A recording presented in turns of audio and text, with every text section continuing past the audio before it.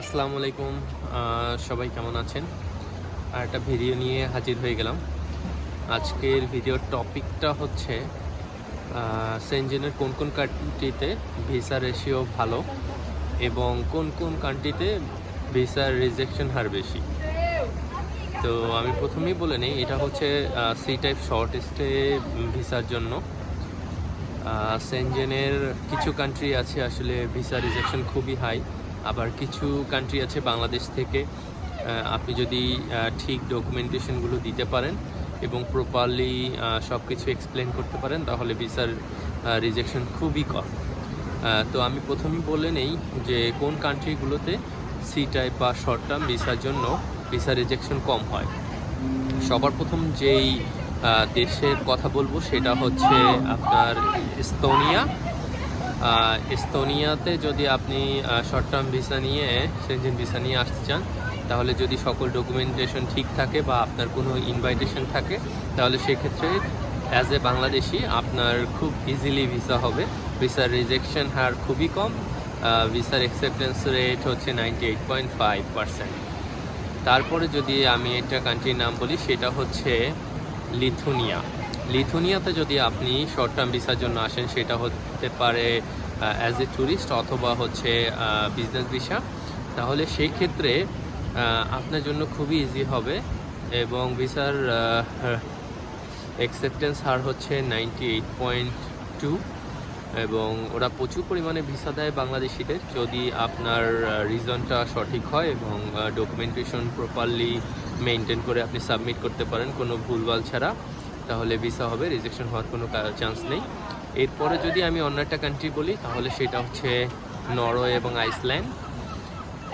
এই দুইটা কান্ট্রিতে আপনি ট্রাই করতে পারেন, এদের ভিসা রিজেকশন অনেক কম হয়।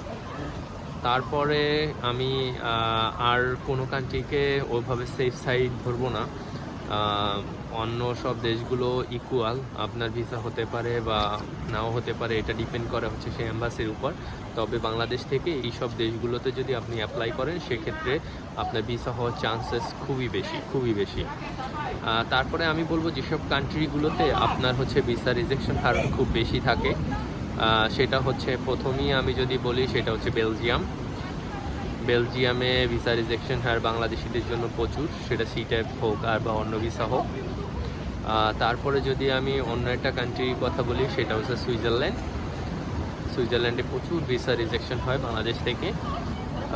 তারপরে আরেকটা ভিসা কথা যদি বলি, দেশের কথা, সেটা হচ্ছে আপনার মাল্টা ভিসা।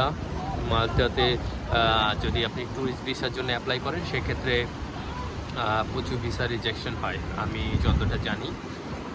তারপরে আপনি যে দেশটা নিয়ে আমি কথা বলবো সেটা হচ্ছে পর্তুগালে প্রচুর ভিসা রিজেকশন হয়, এবং লুক্সেমবার্গ, ইতালি, এইসব কান্ট্রি হচ্ছে সি টাইপ ভিসাগুলো খুব কম দেয় বাংলাদেশিদের। তবে আপনি যদি প্রপার ডকুমেন্ট দিয়ে দেন, সাবমিট করতে পারেন এবং আপনার প্রপার রিজন থাকে ইউরোপে আসার, তাহলে যে কোনো কান্ট্রিতেই আপনি ভিসা পাবেন। এটা কোনো সমস্যা না, এটা ডিপেন্ড করে আসলে আপনার ডকুমেন্টেশন এবং আপনার রিজন টু ট্রাভেল। তো এটাই ছিল আমার আজকে ভিডিওর ডিটেলস। আপনারা যদি অন্য কোনো বিষয়ে আমার থেকে আরও জানতে চান, তাহলে আমাকে আপনারা কমেন্ট বক্সে জানাতে পারেন যে আপনারা কোন কোন বিষয় নিয়ে আসলে জানতে চান। সো ভালো থাকবেন, সবাইকে অনেক ধন্যবাদ ভিডিওটি ধৈর্য সহকারে দেখার জন্য, এবং আমাকে লাইক, শেয়ার এবং কমেন্ট করে উৎসাহ দিবেন যাতে আমি আরও ইনফরমেটিভ ভিডিওগুলো করতে পারি আপনাদের জন্য। ওকে, ভালো থাকবেন, টেক কেয়ার।